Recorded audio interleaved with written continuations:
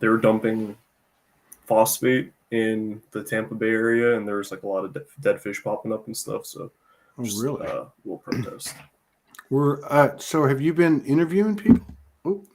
Oh, So I was up until about September. I was just kind of doing like a little. I called it the show, where I just interview people randomly, ask them kind of like, "What's the secret to happiness?" Random, spontaneous questions, and I got kind of burnt out when I went to Italy and I recorded an entire episode, and then I come back and I start editing it, and all of my audio is messed up. The whole time I was walking through Milan, my microphone was disconnected to my microphone, and I was just there's no sound. I was like, dang, that sucks. wow. Somebody doesn't like this stream. They said, "Fuck you." It's I love you, friend. yeah. We love you, man. We you love you, must be having motherfucker. you must be having a bad day, buddy. I send my Well, either compassion. that or it's just a bot, which is They probably sent it again. That's funny. it's probably the case. Let me I, just I get heard. rid I of saw it. you got some new equipment or something like that. I saw that was said in a couple videos ago. Yeah. Here, let me just take this luminous soul off of here. Okay, they're off. I found them. I blocked them.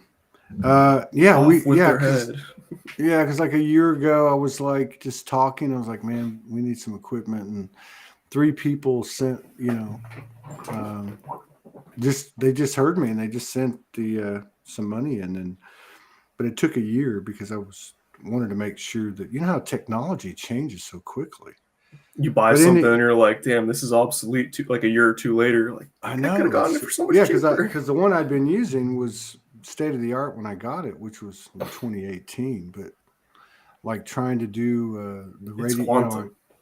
yeah, I know. But anyway, we ended up getting an Apple Mini Mac and then some software capabilities that are unique to the Apple system, which is really cool. I haven't used it yet. I'm gonna have to try it out maybe this weekend. Stuff's Where I expensive. Apple stuff. Yeah, yeah, but I mean, the lifespan's like 7 to 12 years. I mean, so I'm just happy we made the plunge. It's a little painful, and we got to get the abundance built up again because it wasn't. But Working yeah, out the so it perks with had it like the too. capability to pull people, kind of combine the radio show, the remix show, which I had stopped doing for a while because the hardware just wouldn't sustain it, and but now I'll be able to like pull people on and use a broadcast software, which means I can play videos, I can play, you do all kinds of things with it. So it'll be cool once we get into it. We played with it a little bit, but yeah, So you went to Italy. When did you go to Italy? Back in like September, with So you went in the family, but middle of the COVID thing because that was kind of a COVID hotspot, I wasn't it? I couldn't stand in the airport without and inside a shop drinking coffee and like a pastry without having shown them my pass that says, "Hey, I tested negative." Yada yada yada. Damn, my dog just opened my door. That's funny. There's no um, mistakes. There's no Here, mistakes. come. Let me get you to say hi to the camera. But yeah, I went over there for like through 2 weeks. It was kind of cool. Came back, been working and doing a bunch of different stuff since then. So you were of course you didn't have any audio, but I mean you were on the streets interviewing people. I had the suit, the tie. I was in front of the big churches that are like perfectly picturesque, like Oh in the wow. big squares. I walked. They had Milan Fashion Week. I walked up to some people in some really fancy clothes, and I was like, "Hey, what's the secret to happiness?" And they were like, "Oh, definitely not money." And I was like, "I know you know that, so elaborate, elaborate." And then that whole entire sequence of recordings was just broken. I was like, "Oh, well, that's fine. Wasted effort, but it was a good learning experience." So, that would be pretty cool though. I think that would be cool to like just go like I'm in right outside of Fort Smith, which is only like 100,000 plus people, but to go to the main street and just like walk around with the mic and just talk to people. That'd be cool. Because you get okay. So my favorite thing is when you break their train of thought and you get them outside of what they would normally say, and they don't have any frame of reference about what you're asking them, so they kind of just say they're completely open, and you get an honest response, and that's the best. Like I had what? a Like as an example, what would be? well, like I had this one video that blew up to like 8 million views, and Are it you was one on serious? TikTok, and it On was TikTok? insane.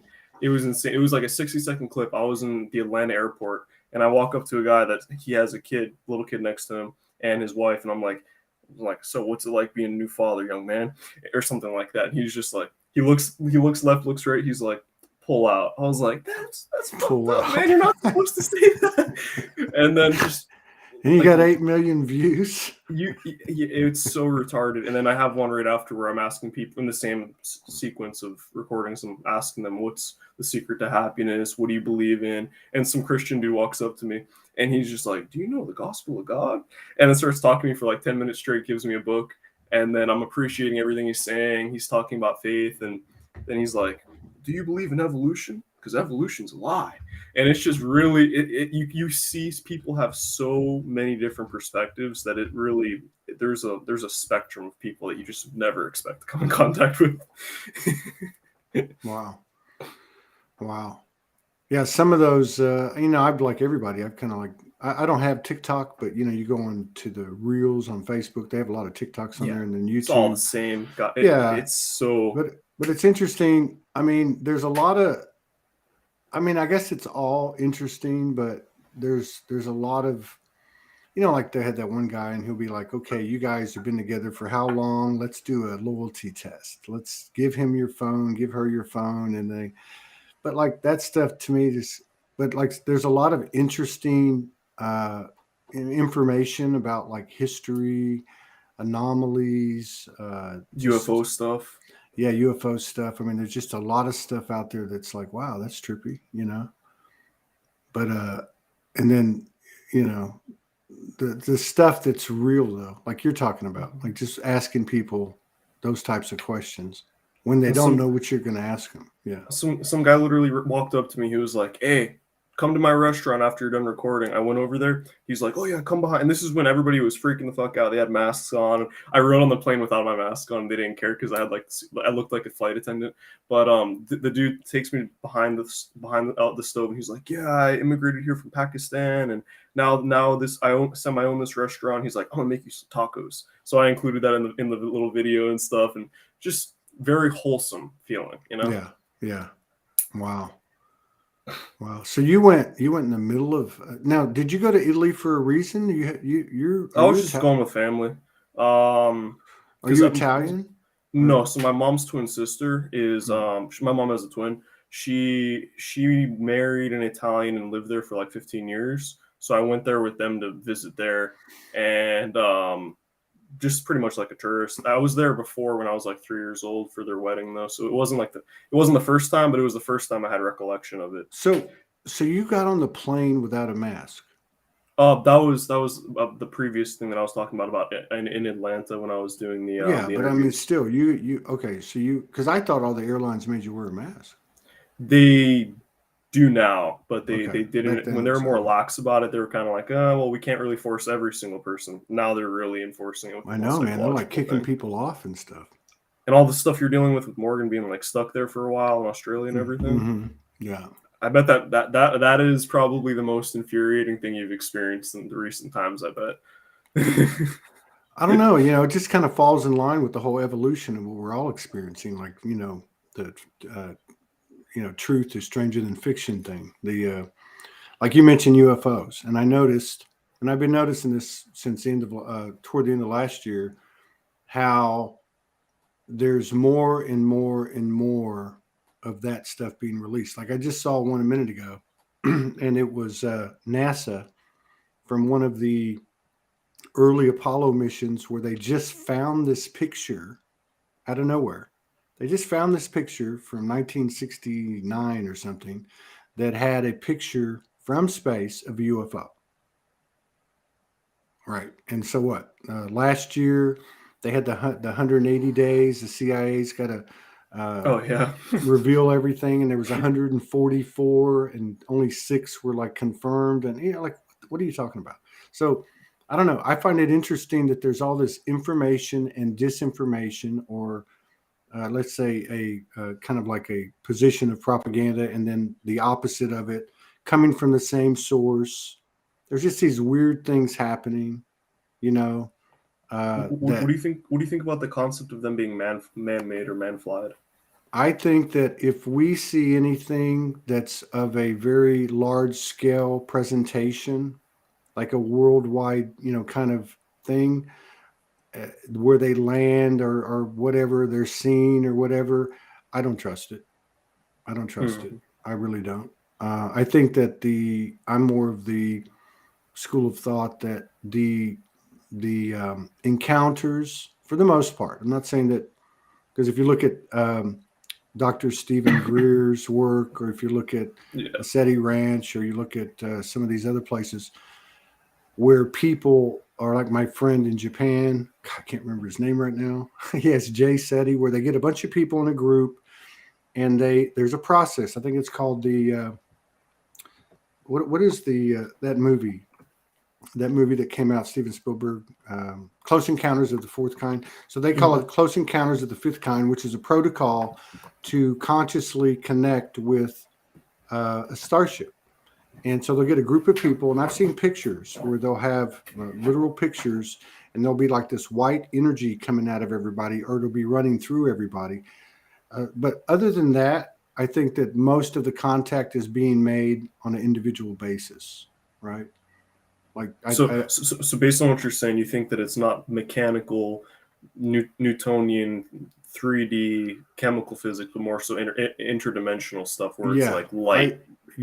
Like from okay, like with everything that I've come across and researched, to me, and I'm not saying this is real, I'm just saying that to me, the real stuff is where the vehicle itself is a sentient being, somehow an extension of the pilot, so to speak, if there's even a pilot.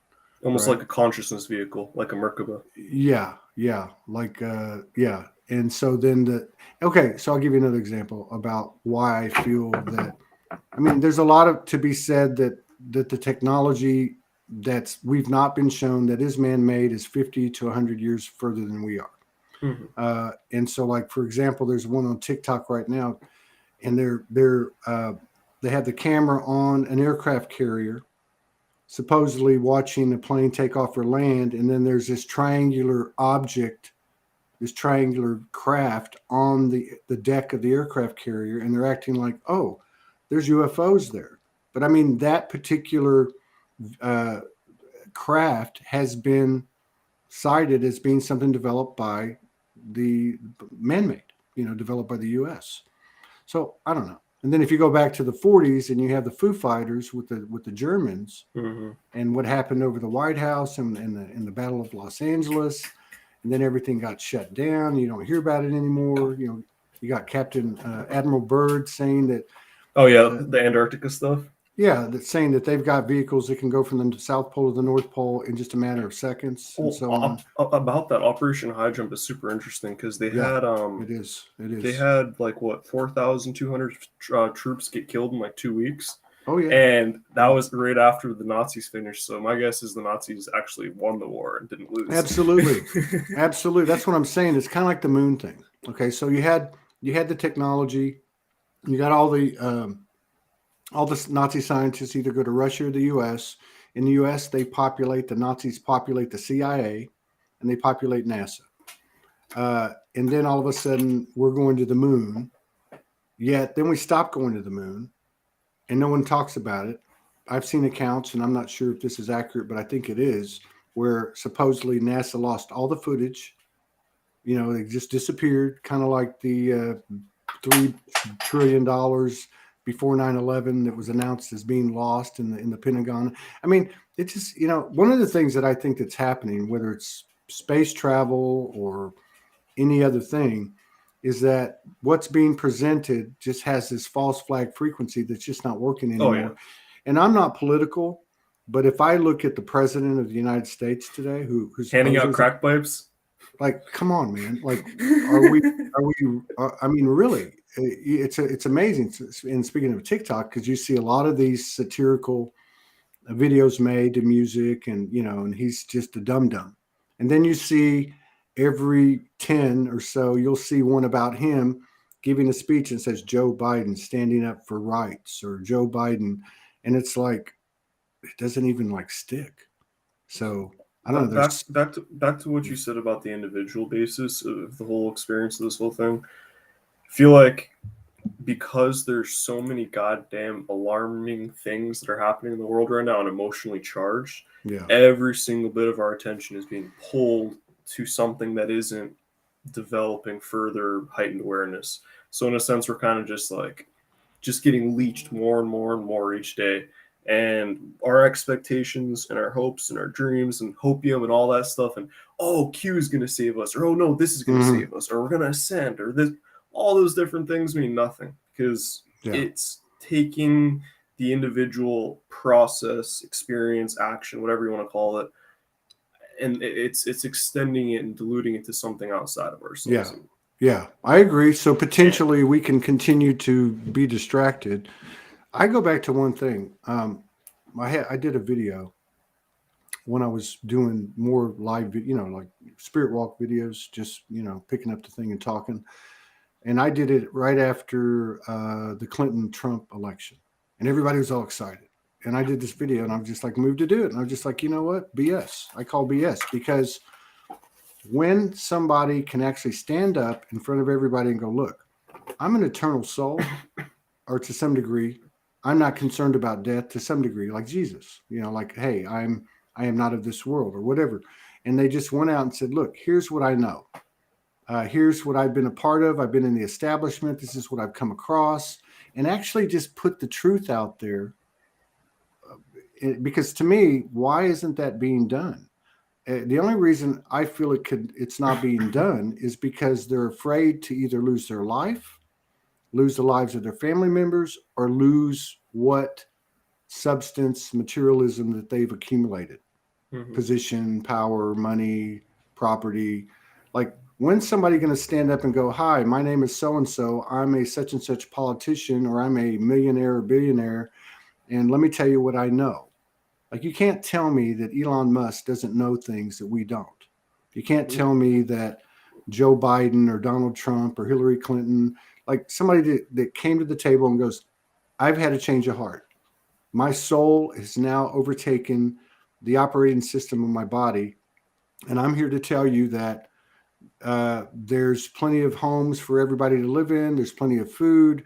We can talk. I mean, there's so many different subjects, but nobody's doing that. Nobody. And Let and me and ask I you a go, genuine question. If yeah, somebody were to do that, would it make a difference? I think it would make a difference if you can have somebody come in like a bull in a china shop, like Trump did. And I'm not saying, because with anything, I agree with some, I don't agree with some. Yeah. But if you can have somebody come in and make that type of populist impact, like I Mm-hmm. look at this guy in Australia, which is fascinating because they're having this kind of like a truckeress type thing occurring in Canberra, which is their capital. So last year, in the kind of the de facto leader is this guy, this pilot that was a Qantas pilot, and he lost his job because he didn't want to take a jab. Now this guy's like uncle, like grandfather. He's like 65. I mean, he looks to be about 65. Maybe he's a little over. I think he was a pilot for like 30 years. So what happened was he just got the phone out, and he decided, just for the record, to say, hey, look, my name is so and so. I just resigned my position of my career because I don't want to get a jab. I don't think it's right. Now, fast forward to today, there's 500,000 people in Canberra that are demanding change, all because of this guy. And yesterday, I believe it was yesterday, he was in a sit-down meeting with the Prime Minister of Australia. Now, that's a populist movement. This is like somebody who doesn't even want to be a leader. You know what I mean? There's no intention for the ego there. It's just, I want to see the world a better place kind of thing. And yet there's this mass of people behind them. So yeah, I think it would make a difference if it was somebody substantial who had a certain standing in the in the world. like a Putin or I mean, there was a lot of Morgan said he wasn't the prime minister. They had to meet with another minister, but still, it's like I remember this. Okay, in the 90s, you wouldn't know because you weren't even born. But in the 90s, we had an election, and it was George Bush, Bill Clinton, and Ross Perot, who was Donald Trump before Donald Trump. Okay, and he's a multi-billionaire. He was a hero in this country. He saved some POWs in Iraq and some other stuff. Anyway, what ended up happening was he started buying his own commercials. He built up a populist support, very much like a lot of the libertarian type of policies and such and perspectives. And what happened was he didn't get elected. But two things happened. One, when they took exit polls and they asked people, would you have voted for Ross Perot if you thought he could win? When they tallied that up, he would have won. And the second thing that happened was the U.S. then passed legislation to make it virtually impossible for a third-party candidate to come on board. Then you can look at Ron Paul. If you look at Ron Paul, when he was running, he was finishing first and second in primaries, and they were actually putting on the news that he was fourth and fifth, or they wouldn't mention him at all. I saw him speak in Mexico right when COVID was starting in person. He's amazing. Amazing guy. And here that guy is a pediatrician. Now this other guy is an airplane pilot. So yeah, I think to me, none of them have any credibility, not even Trump, not even anybody. Because if you're not willing to put it out there, I mean, look at our heroes that did. Did they get killed? Yeah, most of them in the 60s. But bottom line is, I'm a soul. We can't be the only circle or community on the face of the earth that believes their eternal soul. That crosses all religions, everything.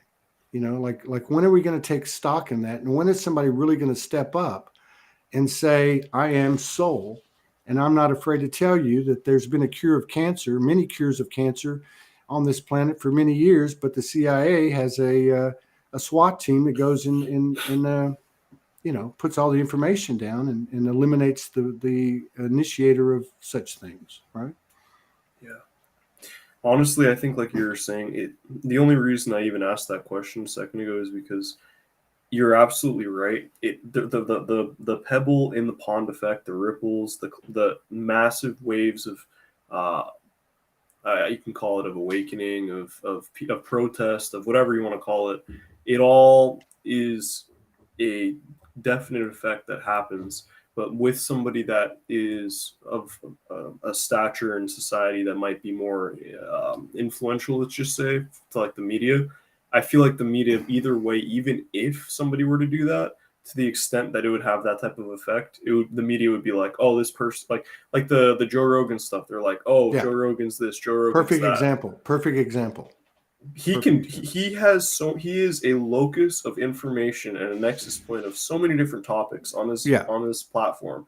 Yeah. And then just because they don't like one part of it, they're like, hey, disinformation. But it's not, but if you notice, it's not working. And it's not. And I think what's going to happen, this is why I'm excited, because you got however many hundreds of thousands of truckers and people in Ottawa. It's 20 below zero. And and everything I've picked up on that hasn't been massaged or changed or misrepresented, they're all peaceful. There ain't no there is no stuff going on. And then you have this thing in Canberra. It just, to me, it feels like one big domino is going to fall. And when they do, one of the first ones, if not the next one, is going to be the media.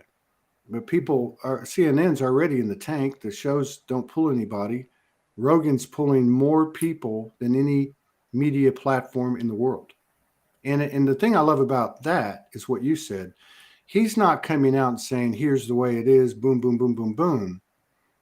It's more of the platform itself that's supplying this wide range of diversified information and basically letting people make up their own minds. Soul Speaks 5D, right there for you. On a smaller scale, I guess so. But I saw somebody else talking about this. I know who it is. I bring him up every show. Robert Sepper, Atlantean Gardens.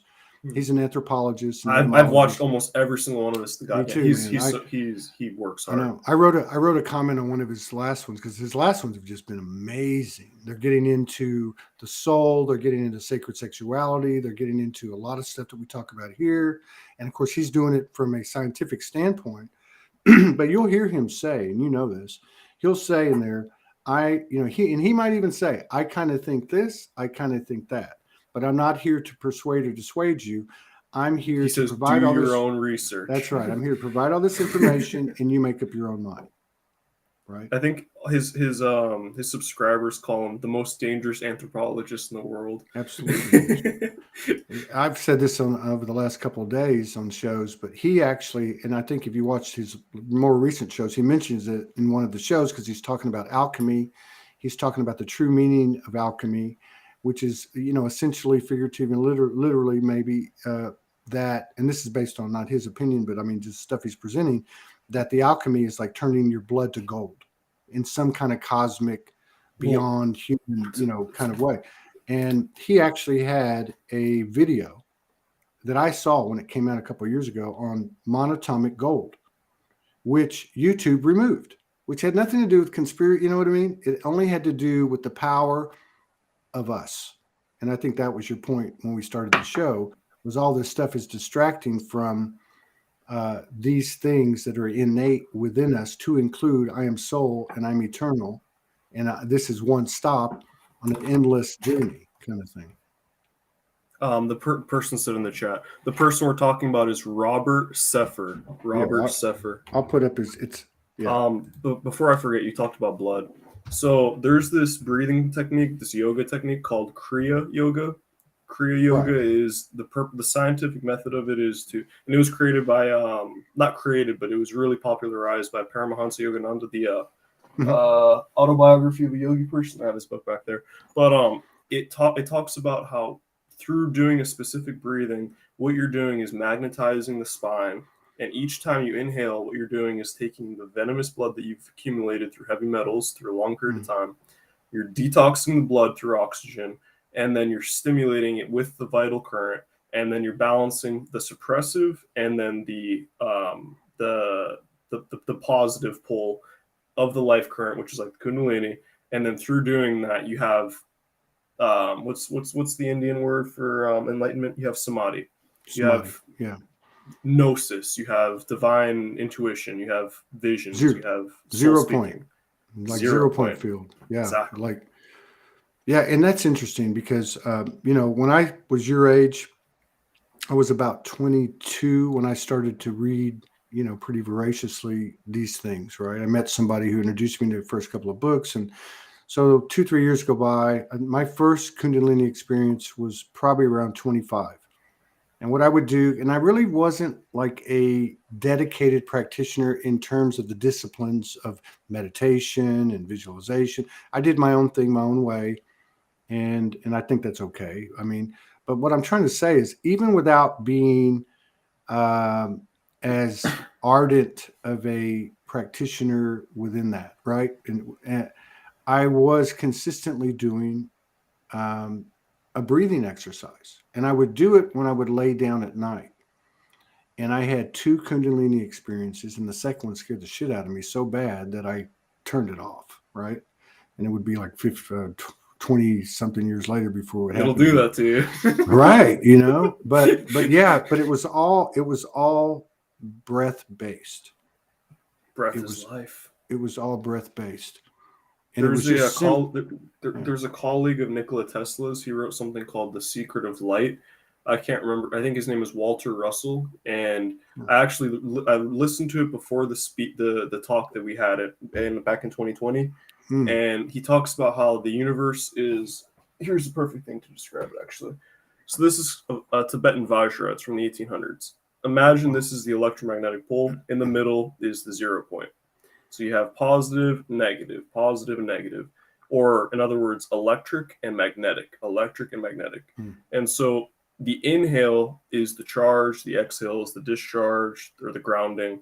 And basically, through that, all mental and emotional activity can be stilled.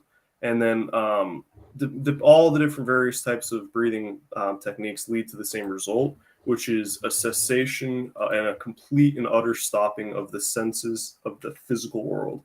And you pretty much, you go into a state of no mind, no body, and then you perceive so differently. Yeah. And or you feel, or have the Kundalini experiences, or you open a chakra, or all those different things. And for my personal experience, those experiences are they are sync moments between the left and right hemisphere of our brain, and then all of the electrochemical activity leads to a DMT release, an endogenous DMT release inside our own, from our either pineal gland or our lungs, or so much stuff produces DMT. But basically, we have a spontaneous out of body experience, and that shit's super fun. Yeah. Super good experience. See, and okay, that's great. That's okay. So like, I feel like since maybe September last year, there are times throughout the day that I feel like I'm having a dimensional experience, or maybe you could even call it the peripheral of an out of body experience, which I've had, I guess would be an out of body, 2 out of bodies or near deaths, but also had dimensional experiences, also had plant medicine experiences. But like I was just telling the previous person that was on here, I had this thing happen, which was similar to some things that had happened, but I was laid down, went to bed. I started doing breathing. Next thing I know, I'm standing in another room in my house, and then I'm standing outside of my house. And it was just different. It was like I literally had physically left, yet I was It's another still world. laying in my bed, but I could feel the ground. I could smell the air. I mean, I could feel the temperature. And I thought, but what I'm trying to say is, to me, I feel like that it's quite possible, because if it's happening to me, it's got to be happening to other people, that those things, like, let's just say like DMT-esque type of experiences or Kundalini experiences, that they're coming online. They're coming online. Mm-hmm. And then also the concluding thought is like, I get what you're saying. There's some type of value to these experiences that lead to that samadhi. Then at the same time, I listen to, like, if I look at the example of my brother, the transition Franco de Nicola, he, this is a guy who had full consciousness and memory from the womb, to include his twin brother who didn't make it, and their connection, and so on and so on, and also previous incarnations on other planets. But he had a significant seminal kind of moment meeting with the aspects that were guiding him, and it was an early part of his life. I think he was 4 years old, and they said, but this is all great, but above all else, you're here to be human. Fast forward to the last couple of days, we had the honor of talking to a couple of parents. One of them had a 3-year-old. This was yesterday. One of them has a 3-year-old named Angelo. One of them has 4 kids, but the younger 2 are 3 and 4. So in these conversations, I'm talking to these 2 friends, and they're talking about the information that these 3-year-old and 4-year-olds are giving them. And it's like, They're coming in there wired. was a lot of salient points, but the one thing that they say is, hey, like one of them would tell his dad, hey, in so many words, you need to chill out. I'm here to be a human. So yeah, all this other stuff is great, but I'm here to be a human, and don't forget that. So you throw that part in it. So it's almost like chasing the samadhi, or chasing whatever that is that can at some point become a distraction too from just being a human being. And who do I want to be with? What do I want to do? How do I want to serve, and those types of things. You remind me of a quote I read like 2 hours ago. It said, Really? Before enlightenment, break logs and carry water. After enlightenment, break logs and carry water. Yeah, I had one last night, and it was something like, I was trying to make like a funny meme or clever, something clever. That was my ego. But it was like, okay, I don't know if the term is wake or woke, awakened, enlightened. I don't know. But whatever that term is, I know this is what I know. Before it happened, I was a human being. Like I functioned as a human being. I felt my emotions. You could say with retrospect, I had programming, I projected, I did this, I did that. But post the awakening, on a ever-changing evolutionary trajectory, I am now a soul having, like they say, having a human experience. I am a soul uh, living as a human. So that to me, for what I mean by that, is that there's this presence of a self-regulating integrity that is coming into play, and it is involved in every thought, word, and action. Like even if it's something little, like throwing a piece of paper, littering, like the thought that you have in your head, if you have it, don't do that. Oh well, it's okay. You said No, self-regulating. That's yeah, remind me about that right after you. no, I'm done. Go jump on So that one. right hemisphere, left hemisphere. Left hemisphere is logical, linguistic, Mm. linear thinking. Right hemisphere is feeling, no sense of self beyond a total unity. All things, you and your environment are one. That's what my perspective is. That is the soul. And so when people, actually from a psychological perspective, people that are schizophrenic or what's that other one that schizophrenia and what's the less Bipolar, my multiple bipolar personality. is one of them. It's lower on the scale, but multiple personality. That's what it Yeah, is. yeah. So basically, those people come into contact with their unconscious, and they're pretty much the storehouse of all human knowledge, which is the soul. And then they experience and remember things that aren't things that they in their linear mind would Mm, remember, and then mm, they get locked up. But the reality is that every single living human has two hemispheres. right, The right hemisphere is basically every single bit of experience that's ever happened. right. Doesn't matter if it's been experienced through your eyes or not. You have that connection. And so when you have, like you said, the awakening, then you become a soul having human experience and not the human having human experience. But to have that experience that causes the either the unification of the two polarities or the complete and utter shutting down of one side and then awakening the subconscious side, Yeah. that experience is usually very very traumatic to the mind. And that's why they say like to be enlightened or whatever you want to call it usually requires the mind or the ego to die. Because Yeah. like if you let's put it in the perspective of like a psychedelic experience, if a person has ego death, they experience the utter and complete dissolution of all their foundational beliefs, emotions, experiences, memories, everything that holds them as a person, as a singular unit dissolves and they become an everything. And then after that, they kind of have to integrate that back into be like, okay, got to go to work, got to talk Mm, to this person, got to be hmm. able to have a normal conversation. Yeah. Yeah. And I can remember from plant medicine experiences, either myself or somebody I was tripping with. And they would say, or I would say, dude, I'm dying. I'm dying. I'm gonna And you I'm are gonna dying. die. Yeah. And in reality, that's probably why we said those things, because everything got stripped away and it's fucking scary, right?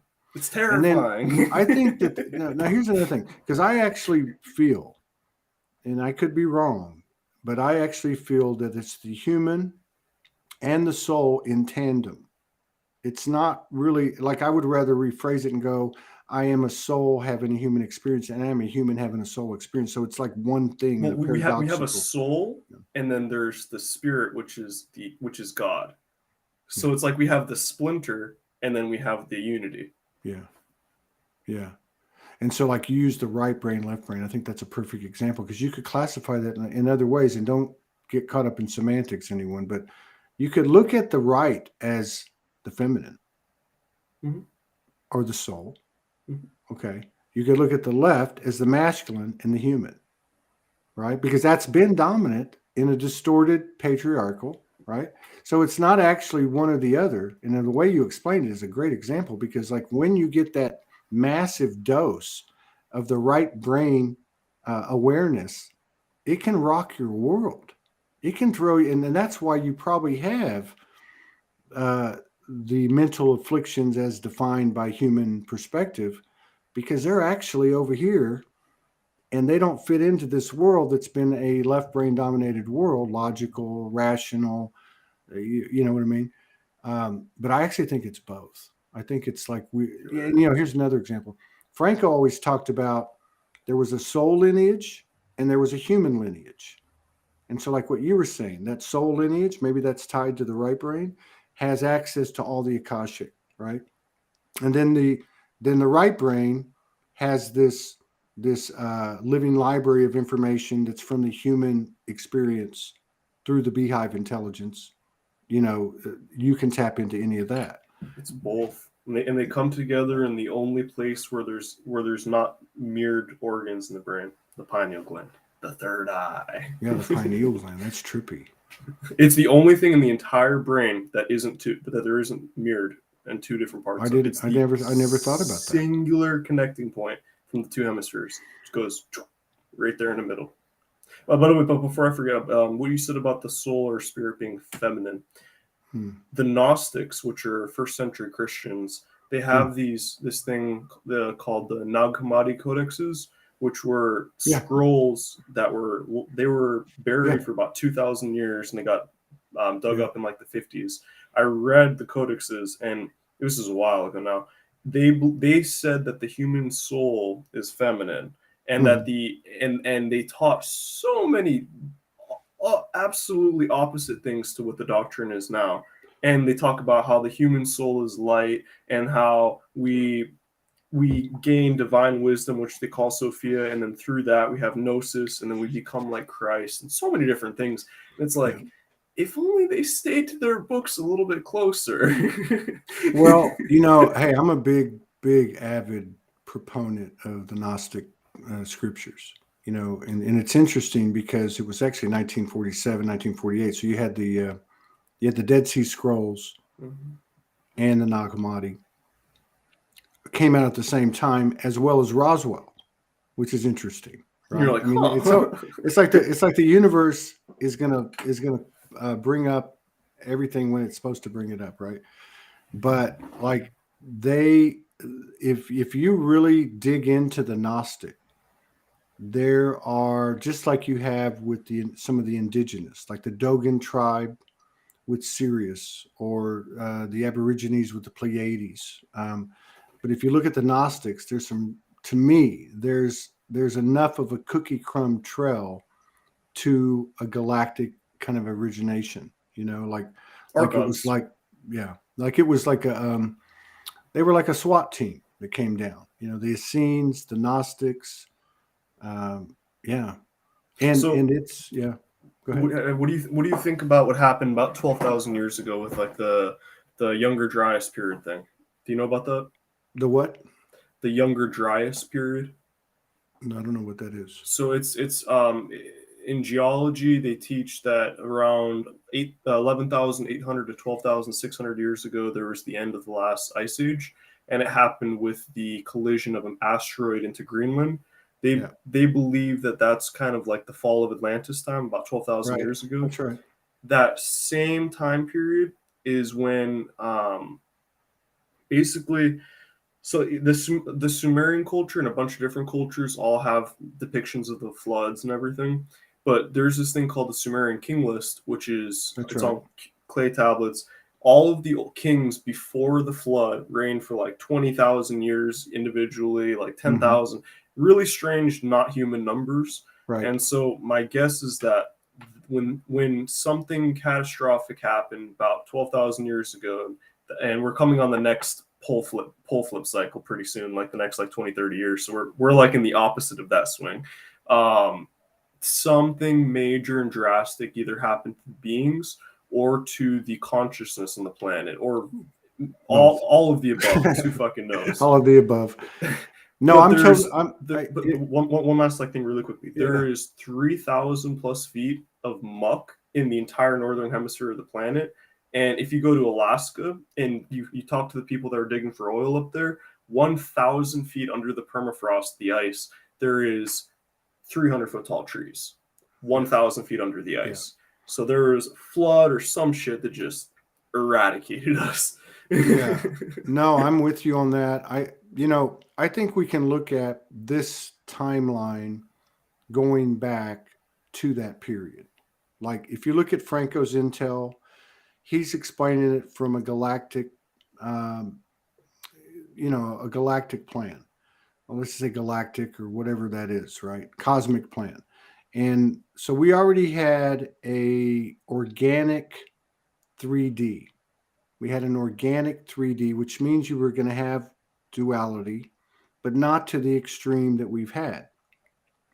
So if you look at the text of the Nag Hammadi, the Dead Sea Scrolls, and you start reading about the archons, and it's just another narrative written much earlier about a lot of things that people have written now, which was now in Franco's narrative, he says we all got together, a group within us came forward, probably reptilians, based on what he explained.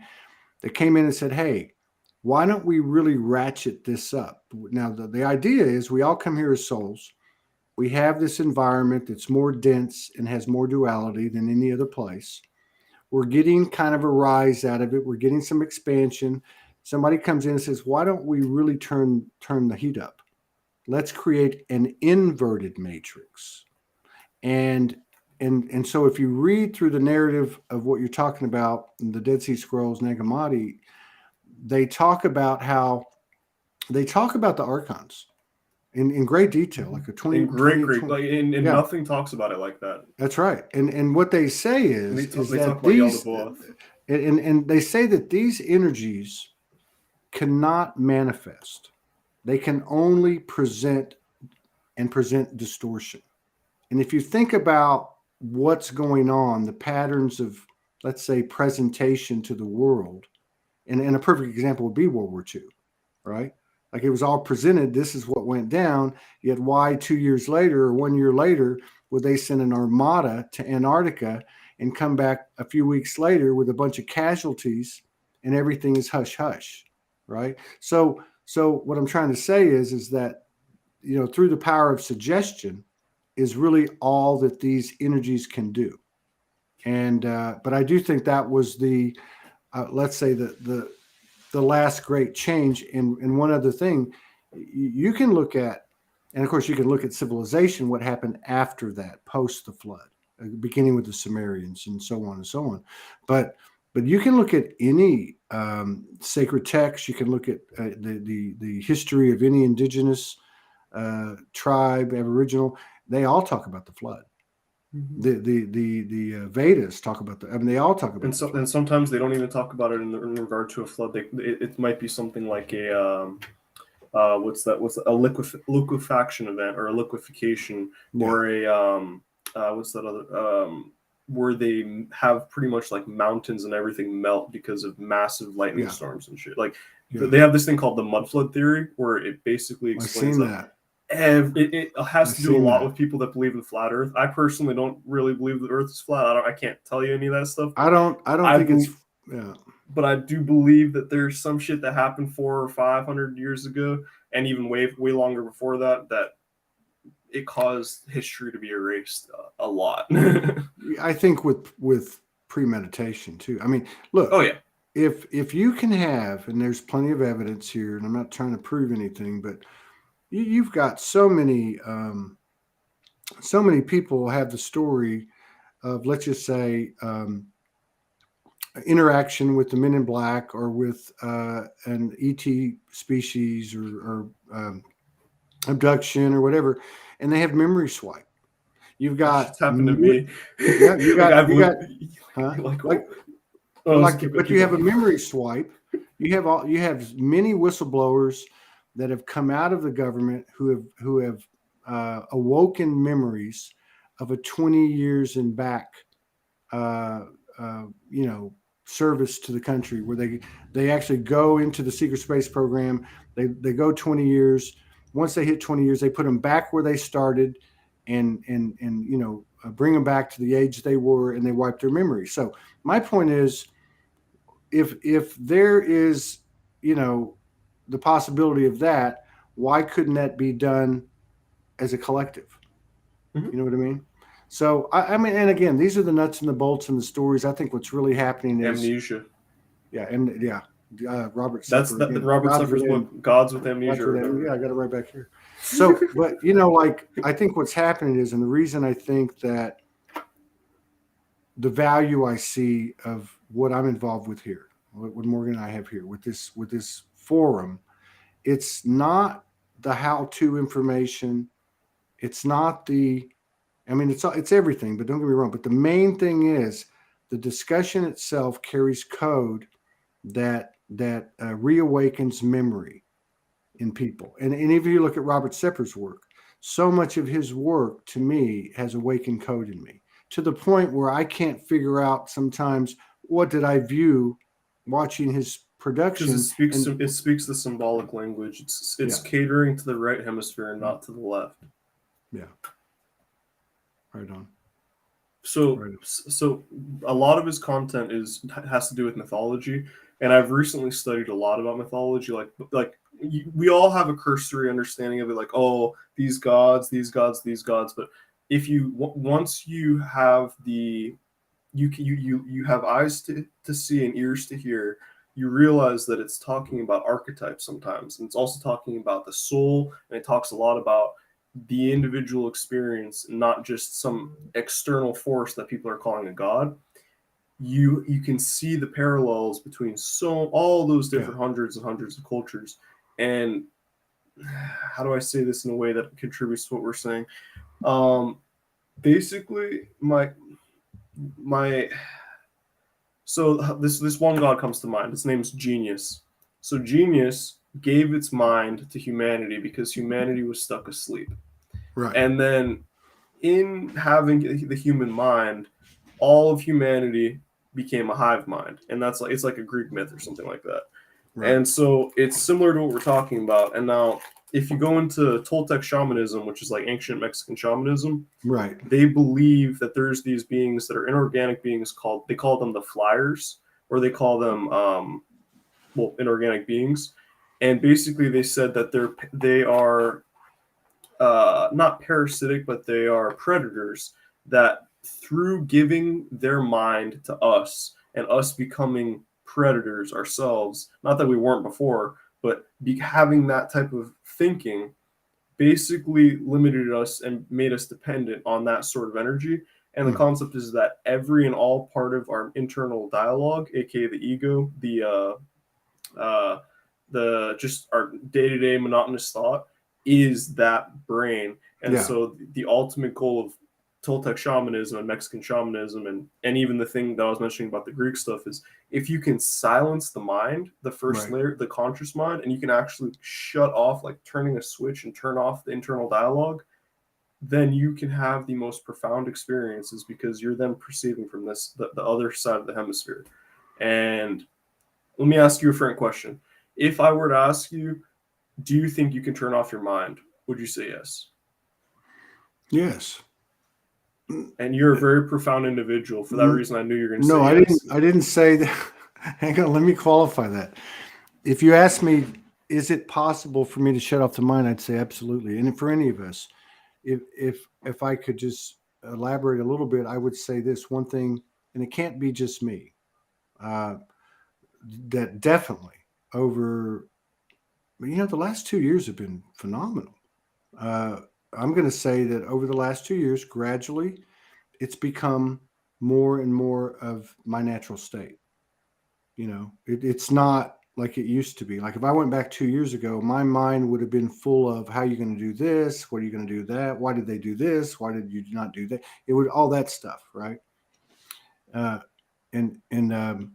I feel like and I don't feel like it's because I'm super connected. I think it's because I'm connected, as we're all connected, and something bigger than all of us, that spirit you're talking about, is helping us all. like, and I don't know if it's helping us so much as it's just the way it is.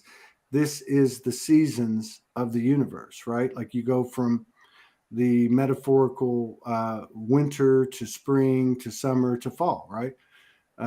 We had a guy on a couple days ago, Hone Edmonds, who is a Maori ethnicity from New Zealand, and he takes people out into the forest for a few weeks, like 2 weeks at a time, 2 or 3 different groups every year.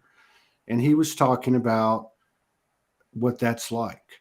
And because none of that stuff is there, to include power lines and of course cell phones and just all the things that have become part of our expected experience, that everything changes.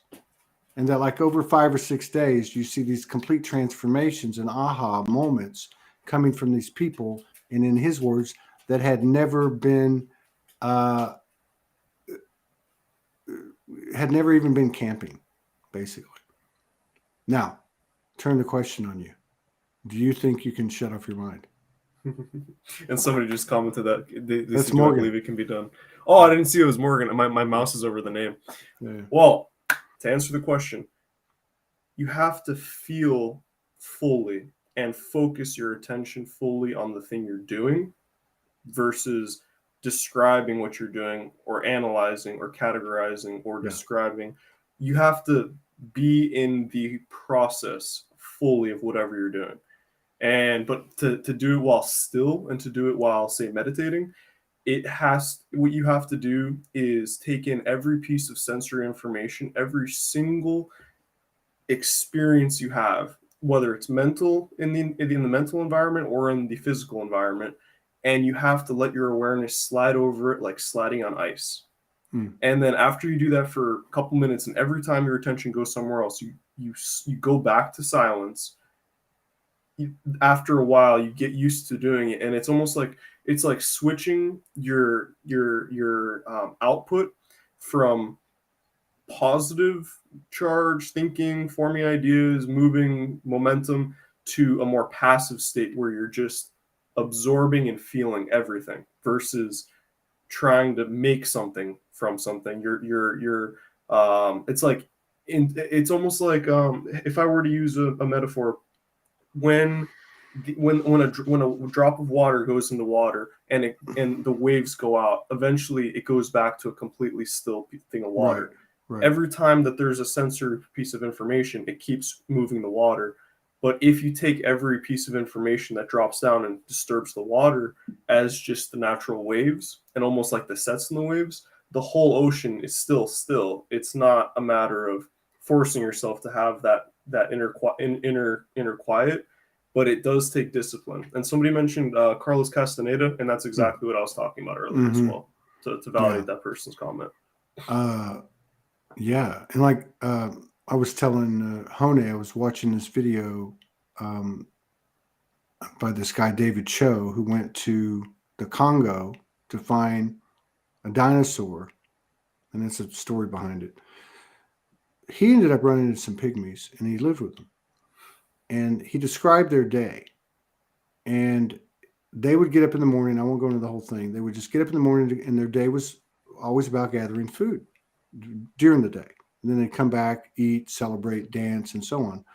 But he said the first morning they got up, the guy that he was with comes out of the hut and he whistles. And then these birds start whistling to him. And then turns out that the birds are now going to take them to the game that they're going to hunt. So there's this whole multiple symbiotic in terms of participants, or elements in their day. And so last night I had this kind of weird thing happen, and it wasn't weird. It was just, and I ended up, I don't normally do this. I ended up drawing a card with this dragon deck that my friend had downloaded and created, and she sent me a copy. I thought, I don't know why I'm going to do this, but I'm going to pull it. And it was this beautiful white dragon, and it was activation. And I thought, this is what it feels like it's like something's like going to activate or something. But what happened was I was walking around in the house, and then I went to an Asian market, and then I came home and had something to eat. but it was crazy because for just a period of time, and I came home, I saw the moon in a perfect position, centered in the portal behind my house. I knew I had to build a fire. Everything that, not everything, but most everything that I was tied to, that I was following, was intuitive. It was as if things were speaking to me. And it started with a lime in my refrigerator. I opened it up. The lime says, go do this. I thought, oh, that sounds good. And then I just went on this thing. I went to the Asian market. I came back. I made a little cup of red curry that I had made and put mint in it and cilantro. I'm eating it, and it's like the mint and I are merging. And I'm not even trying. It's just happening. It was like, so it reminds me of these tribesmen that this guy was talking about. And then going back to what you were saying about, can we quiet the mind? In that state, and I'm sure everybody can relate to this somewhere or another, because we're talking about intuition and just this knowing. In that state, there is no chatter. And there's no effort to reduce the chatter. It's being. It's just this looking at something going, oh, I'm telling you, that lime told me, go get yourself a ginger beer and squirt a little lime in it. And there wasn't the reason in your brain saying, why should I do that? Is that going to be beneficial or non-beneficial? You just knew it works. So before I know we're getting close to the time, so we're good. I'm good. We can stay a little over. It's fine if you. So this is something similar to you being directed to go on the little escapade and go to the store and stuff. I drew this a couple weeks ago and completely forgot about it, and it is the human soul in a way, but it's kind of like a symbol. So you know the tarot card, the Fool. Yes, it's the best one. Yes. So the journey of the Fool is that it goes through all the experiences, it comes back to square one, and it has the wisdom from its mistakes. And so this is pretty much us right now. Hang on, let me blow you up. Let me make sure that shit focuses. Oh, it's not going to focus here. Let me get this light. It will. If you just hold it still, it will eventually. Okay, wait. So there's the Fool. I want it to be fully in there. Okay, so the Fool standing on the Fool is standing on a scythe, so standing on top of death. Right. It has a balance scale beneath it where its heart is lighter than a feather, and it has the Kundalini on the waist as a belt, and it has a Merkaba up here. You can't really see it because it's blurry right now. It has a Merkaba up top there, and then it has a pentagram down there. So that represents microcosm, macrocosm. And as a hypnotist, I have to say, when you hypnotize a person, you have access to the right hemisphere, and they're in the state of flow. They're in the state of primal intelligence, as you described it a second ago. And yeah, the person just said the blindfold and the sword and the scales again. So it's blindfolded because you have to walk with faith. You have to walk with trust, with belief. But there's this thing that I used to do a couple of years ago. It just came into mind. And it's that same intelligence you were describing with the food. Every time I'd be at this beach, there's stones there, tons and tons of sharp stuff where you'd be watching out. All my friends would be tripping on the rocks. And I would go there and I would run with my eyes closed through the stones.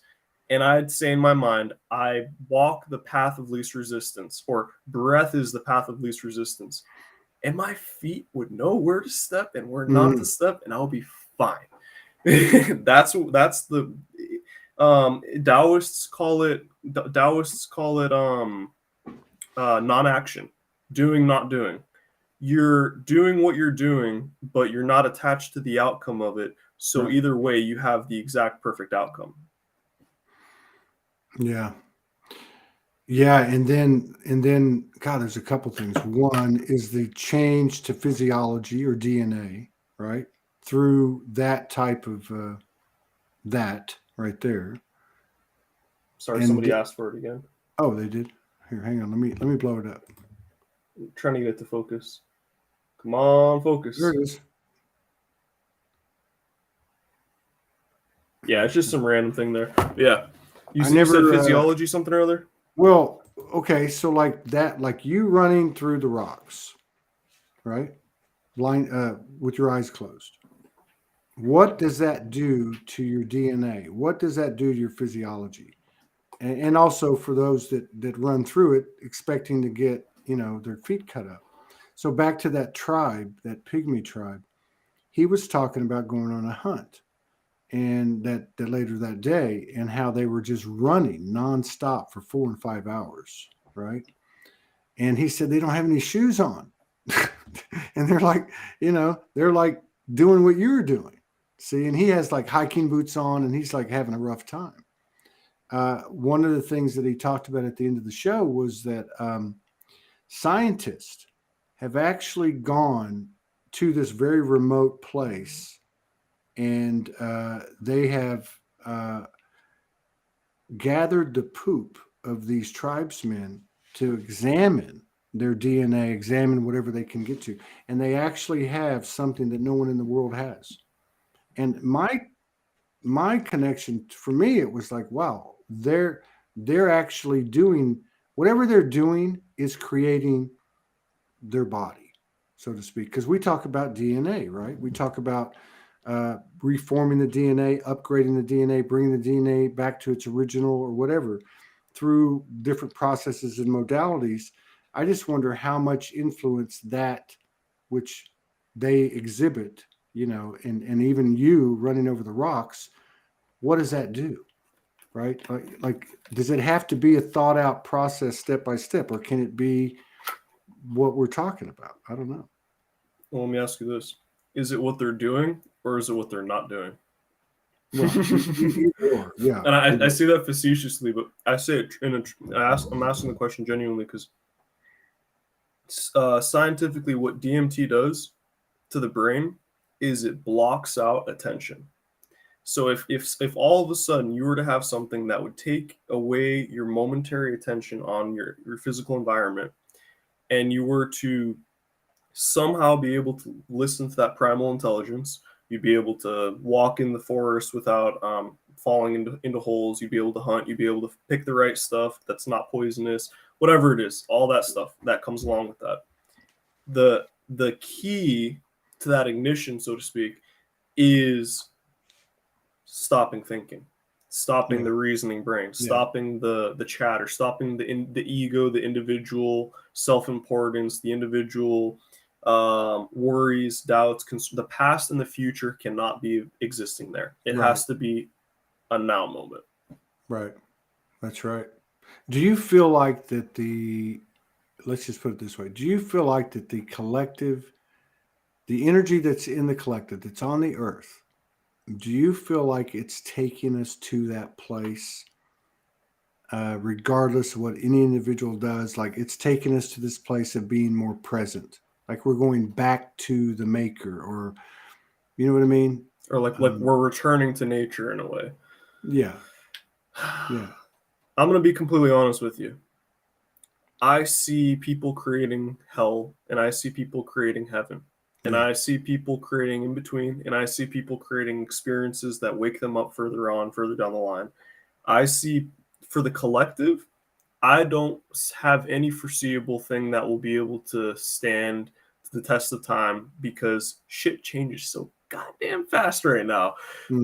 That genuinely, all I can say, the one thing I know for a fact is that whether we like it or not, the individual, which is every single person on this planet right now, that has some form of self-hate, self-negativity, which is every single person has that stuff, but they never really want to admit it, is being forced to examine and change the relationship with their self.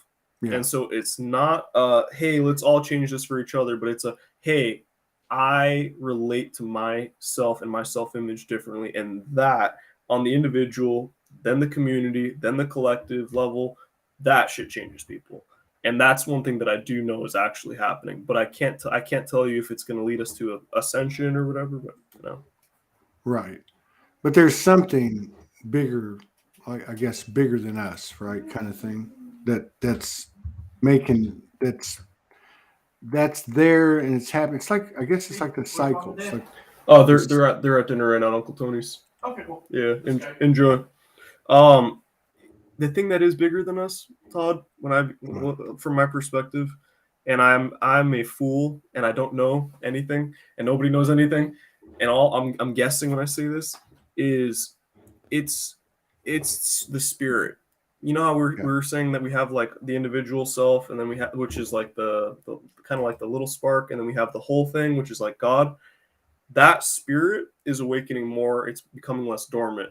But the soul that we are, that has memories of past lives and all the different spiritual stuff that comes along with that, that part of us is becoming more attuned to the infinite. And that infinite that's bigger than us, the collective experience, all the different stuff that comes along with that, it's it's kind of like we're taking away the radio static.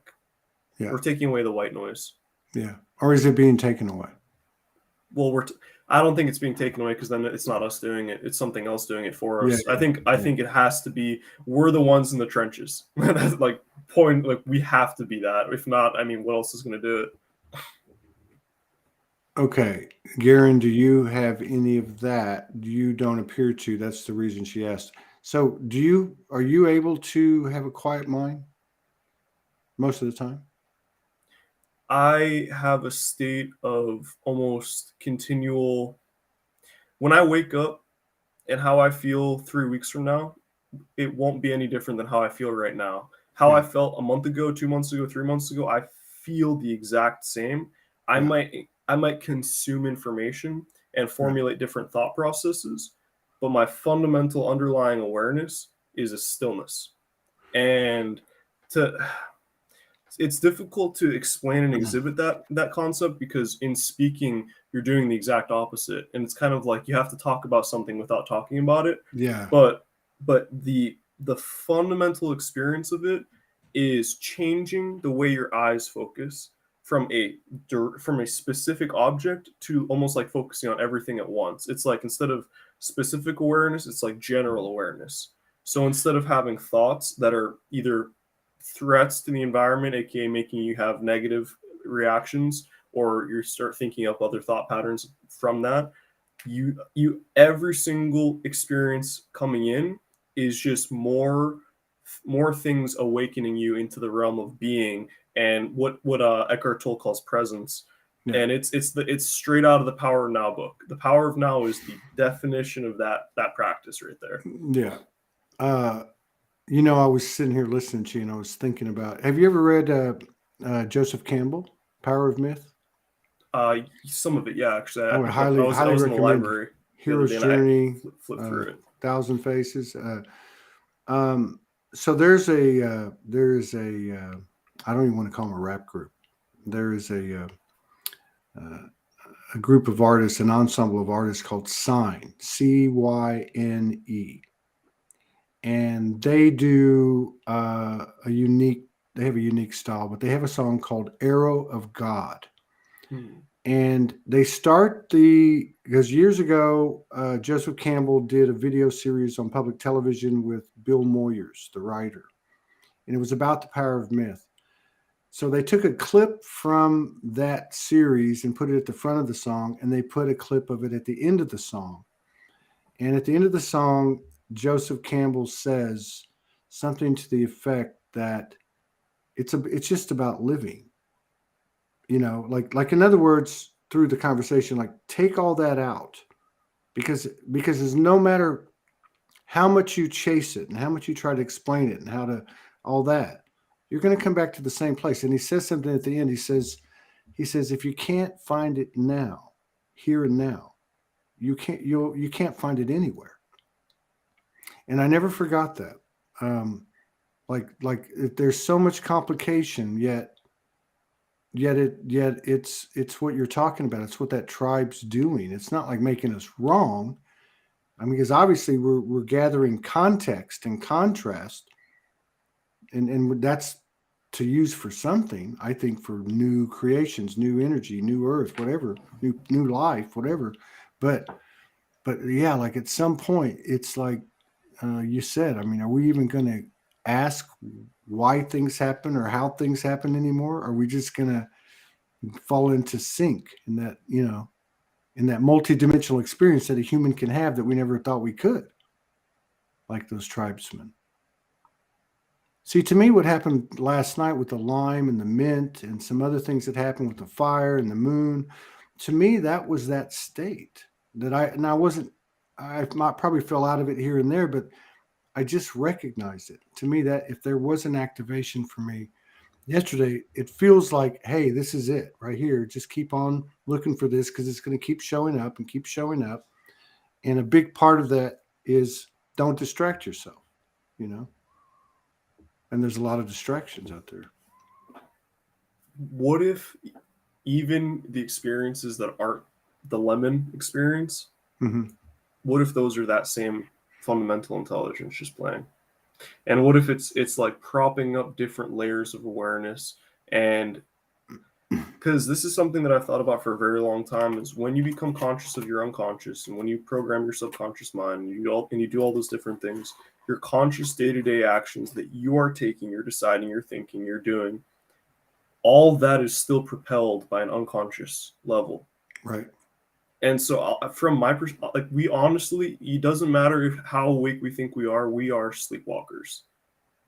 And the only time that we get out of the sleepwalker state is, you know how you talk about Harris Gamos a lot and like sacred sexuality and all that stuff? That state of divine rapture of the word apocalypse, lifting the veil, which can happen in a myriad of ways. It is the thing that people define as enlightenment. It happens in the moment, and what it is an inexplicable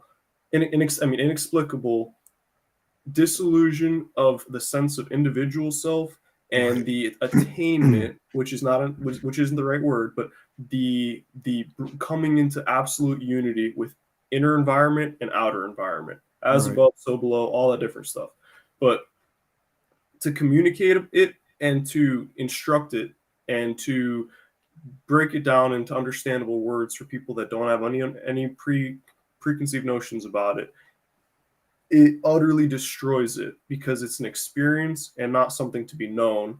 It's a process and not something to be analyzed. Right. So it's so goddamn difficult and convoluted. You can't take it. No, I get it. You can't take it with you. It is what it is. Then it is what it was. I mean, it becomes a was after it was an is. It's just gone, but you still have it in some way. Let me ask you this: do you think? Because if you look at the material that's out there, especially now, over the last 10 years, as so much of this stuff has come out that's been suppressed, and if you look at the mythology and you look at the flood, let's take Hermes, thrice. Okay. You know, you can look at the different cultures and civilizations and they just have another name, right?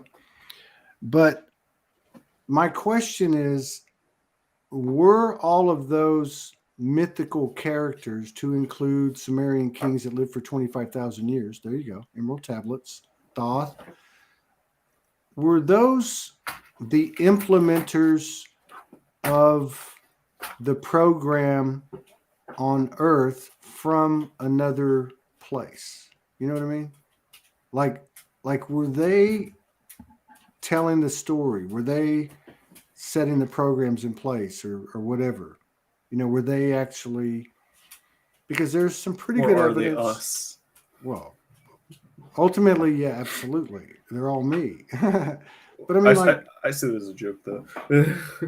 Well, I mean, right. I mean, but like, there's evidence that you had, you know, these unique types of beings that were in leadership roles. You can look at Mesoamerica. I'll put them away. Give me a second. I'm doing something important right now. You can look at like Mesoamerica. You can look at Egypt, and you can look at Sumerian.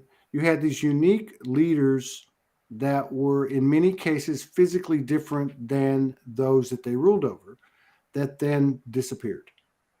Like almost like they planted everything and then left. They were like, all right, y'all can do your own thing now. Let's see how you survive. Yeah. So what are you asking about that?